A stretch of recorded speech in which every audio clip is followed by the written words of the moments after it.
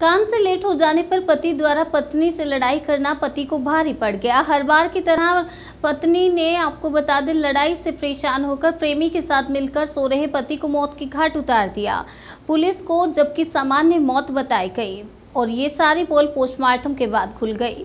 दरअसल इंदौर के बाणगंगा थाना क्षेत्र में एक पत्नी ने अपने प्रेमी के साथ मिलकर अपने पति की हत्या कर दी। मृतक के शरीर पर कोई निशान नहीं होने के चलते परिजनों ने हत्या की आशंका नहीं जताई थी। हालांकि पोस्टमार्टम रिपोर्ट में हत्या का खुलासा हुआ। वहीं पुलिस ने आरोपी पत्नी और उसके प्रेमी को हवालात पहुंचा दिया है। वहीं बाणगंगा थाने के जांच अधिकारी सवराज डाबी ने पूरी घटना की जानकारी देते हुए बताया कि 14 जुलाई 2023 को पुलिस को सूचना मिली थी कि कटूट उर्फ कनीराम पिता हाउस सिंह चौहान उम्र 32 वर्ष को मृत अवस्था में अरविंद अस्पताल लाया गया। परिवार द्वारा बताया गया कि सोते सोते ही 32 वर्षीय युवक की मौत हो गई। शरीर पर कोई चोट के निशान नहीं थे और परिवार किसी प्रकार का आरोप नहीं लगा रहा था। इसी वजह से पुलिस ने पहले मर्ग कायम कर लिया था और पोस्टमार्टम रिपोर्ट का इंतजार कर रही थी। पोस्टमार्टम रिपोर्ट में खुलासा हुआ कि कटूट के सिर पर कई फ्रैक्चर थे, जिसके बाद पुलिस ने संज्ञान लेते हुए जांच शुरू की और परिवार वालों से पूछताछ की। जांच में इस हत्याकांड का खुलासा हुआ। जब पुलिस द्वारा परिवार से पूछताछ की गई तो मृतक की पत्नी ने बताया कि वह फैक्ट्री से जब लौटती थी तो उसे कई बार देर हो जाया करती थी, जिस कारण से मृतक के साथ उसकी नोकझोंक होती थी और दोनों के बीच विवाद भी हुआ करता था। पुलिस ने पत्नी मन्नूबाई उर्फ मनीषा के मोबाइल नंबर की भी जब जांच की तो उसमें उसके प्रेमी बबलू का नाम था।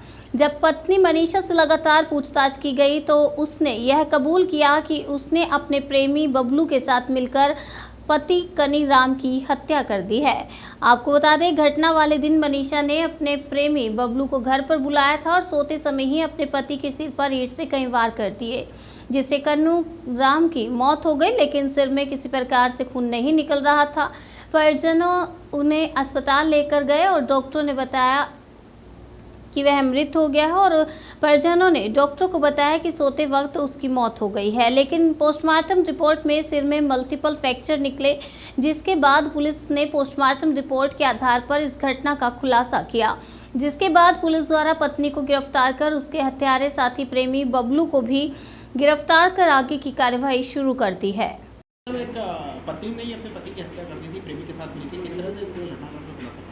ये 14 जुलाई को बाणगंगा पे एक मर्ग इंटीमेशन प्राप्त हुआ था अरविंदो हॉस्पिटल से। इसमें जो परिजन थे मृतक के, ये घर पे खटिया पे मृत अवस्था में मिला था और इसको अरविंदो हॉस्पिटल लेके पहुंचे थे। मृतक का नाम है कट्टूर कनीराम चौहान। ये बरदरी काकड़ में जेनको फैक्ट्री है, उसके सामने झोपड़पट्टी में रहता है। और प्रथम दृष्टया इसको शारीरिक रूप से ऊपर कोई बाहरी चोट नहीं थी और परिजनों के द्वारा भी कोई शंका व्यक्त नहीं की गई थी। तो सामान्य प्रक्रम में इसका पीएम अरविंदो हॉस्पिटल में करवाया गया। जब मृतक की पीएम रिपोर्ट प्राप्त हुई तो पीएम रिपोर्ट में मृत्यु के कारण में इसको हेड इंजरी और मल्टीपल फ्रैक्चर से होना पाया गया।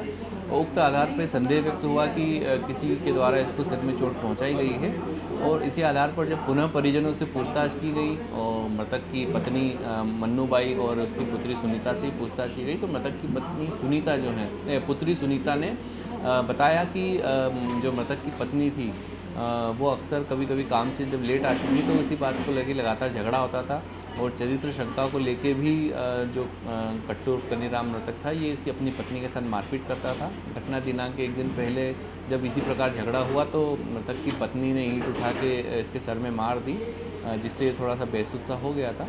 और अगले दिन करीब 12-1 बजे जब ये खटिया पे सो रहा था तो उसी टाइम मृतक की पत्नी मन्नूबाई और उसका प्रेमी बबलू दोनों ने मिल के इसको पुनः सर पे ईंट से मारी और इस प्रकार इसकी हत्या कर दी।